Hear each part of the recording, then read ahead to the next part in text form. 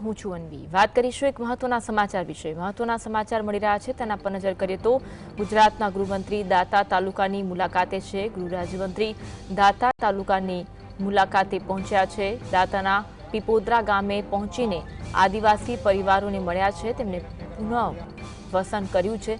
આદિવાસી સમાજે ગૃહમંત્રીનું સ્વાગત કર્યું હતું। ઉષ્માભર્યું સ્વાગત ગૃહ રાજ્યમંત્રીનું આદિવાસી સમાજ દ્વારા કરવામાં આવ્યું હતું।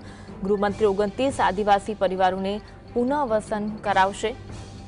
તમામ આદિવાસી પરિવારોને આ સ્થળ પર પુનઃવસન કરાવશે। આદિવાસી પરિવારોની જગ્યા પર ભૂમિપૂજન સહિતના કાર્યક્રમ પણ યોજાયા છે।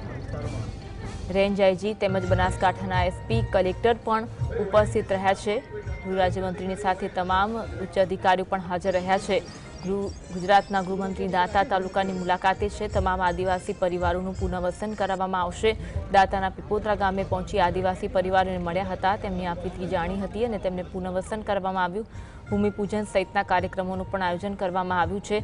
આદિવાસી સમાજ દ્વારા પણ ઉષ્માભર્યું ગૃહ રાજ્યમંત્રીનું સ્વાગત કરવામાં આવ્યું હતું। આદિવાસી પરિવારોની જગ્યા પર ભૂમિપૂજન સહિતના કાર્યક્રમ પણ યોજાયા હતા અને તેમનું ઉષ્માભર્યું સ્વાગત કરવામાં આવ્યું હતું। આ સાથે રેન્જ આઈજી તેમજ બનાસકાંઠાના એસપી કલેક્ટર પણ આ વખતે ઉપસ્થિત રહ્યા હતા, એટલે કે ગૃહ રાજ્યમંત્રી સાથે અનેક અધિકારીઓ પણ હાજર રહ્યા।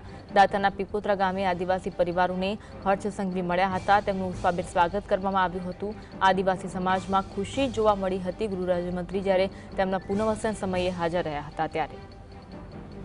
મોટા પીપોદરા ગામે જે 12 વર્ષ પહેલા જે અહીંયાના 29 પરિવારો જે 300 થી વધુ લોકો જે ગામ છોડીને અહીંયાથી જતા રહ્યા હતા, ત્યારે આજે ફરી એકવાર અહીંયા પોલીસ અને ગૃહમંત્રી દ્વારા તેમને પુનઃ વસવાટની કામગીરી હાથ ધરાઈ છે અને તમે જોઈ શકો છો આ આદિવાસી પરિવાર છે તે તેમનું ભૂમિપૂજન ચાલી રહ્યું છે અને જે વાવણી માટે એમને જમીન માટે ખેતર ને કામગીરી પણ ચાલી રહી છે। તો કહી શકાય કે જે એમને લોકોમાં ખુશી ક્યાંક ને ક્યાંક ખુશીનો માહોલ જોવા મળી રહ્યો છે અને ત્યાં સ્થળ ઉપર મોટી સંખ્યામાં પોલીસનો કાફલો પણ જોવા મળી રહ્યો છે। દેવેન્દ્ર પ્રજાપતિ, GSTV, અંબાજી।